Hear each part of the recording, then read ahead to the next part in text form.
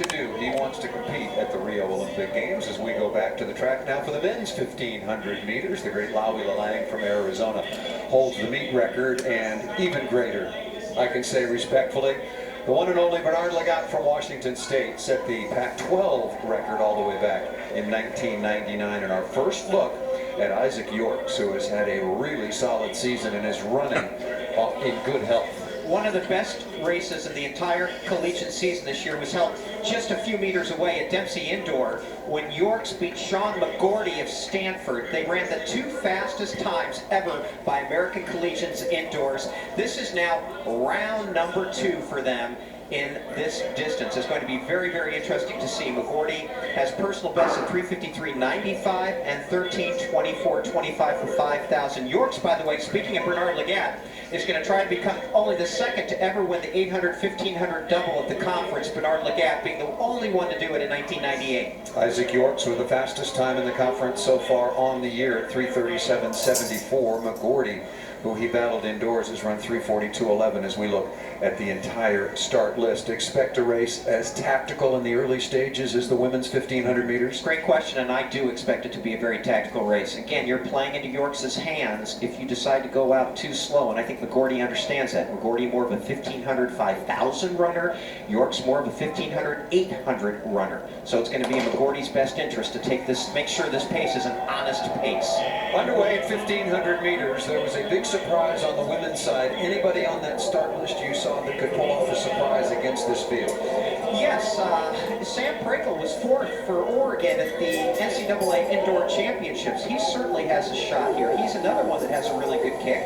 And then we saw Colby Gilbert at 5,000 meters beat Edward Cheserek at the Pepsi Relays. So this is a little bit of an under distance for him. But Yorks is now, interestingly enough, taking the pace from the front with Matthew Maton, Ashley Maton's brother, and one of only 6 to ever run under 4 minutes in high school. He's tucked into second with McGorty getting his highest right on Yorks' back. So the favorites right there at the front of the pack. 1,500 meters underway. We saw a lot of contact in the women's race. Again, it was very, very tactical. This is a little quicker pace. And you think Yorks is going to the front to avoid some of that problem, maybe getting boxed in? You know what I think, Paul, is that maybe Yorks wants to control this race from the front. That maybe he feels that he ran 59.8 for the first 400. Maybe he feels that if he controls this race from the front, he will avoid any kind of disasters from being caught in the back of the pack or in the middle of the pack. And I think he realizes he has the strength, Paul, to burn off anybody that tries to run with him other than maybe McGorty. Yorks, and speaking of that, Sean McGorty there as well. Sam Prakel wearing bib number 2. Matthew Maton there as well. Number 4 is the field pretty well spread out as we... And you've got Justin Brinkley, the Pac-12 Scholar Athlete of the Year, in the middle of that pack, as well as Colby Gilbert, who we mentioned before.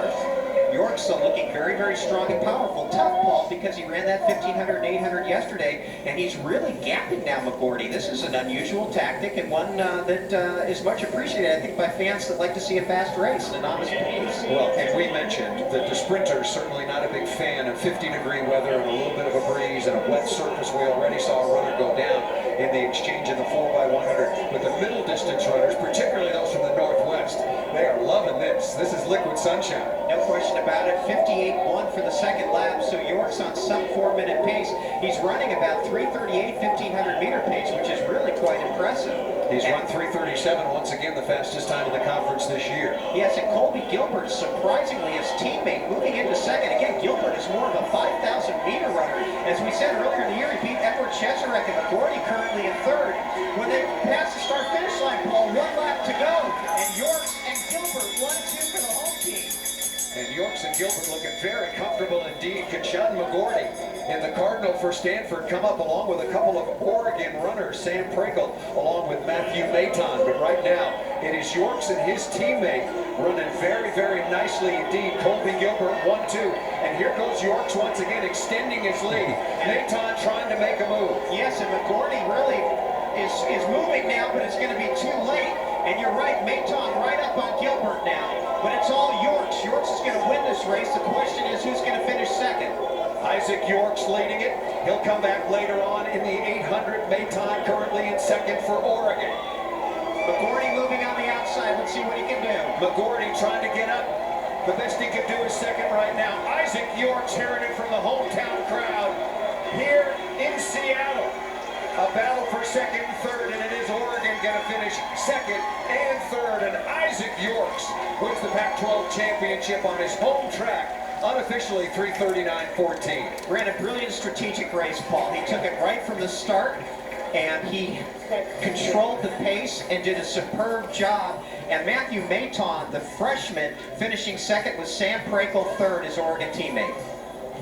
A look at this with 200 to go. Matthew Maton was starting to make a move. But look at the lead, Tom, that Yorks had already established. And again, he ran from the front of the pack. Not an easy thing to do against a quality field. Paul, my feeling is this guy's going to have a chance to make the U.S. Olympic team at 1,500 meters. He really is a strong, powerful runner who's shown he can run fast. I think we're going to be seeing him at the next level. And he destroyed a field that is very, very strong.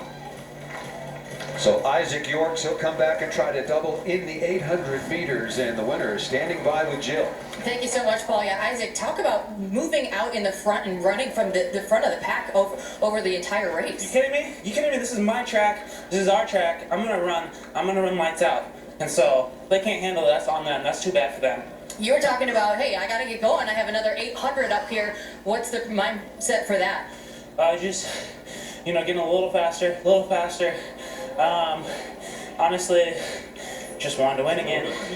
So, that's that. Congratulations on this one. Thank you. Paul, are you kidding me? Just another mellow middle distance runner, not that competitive spirit. Just want to go out and go for a jog. That was great.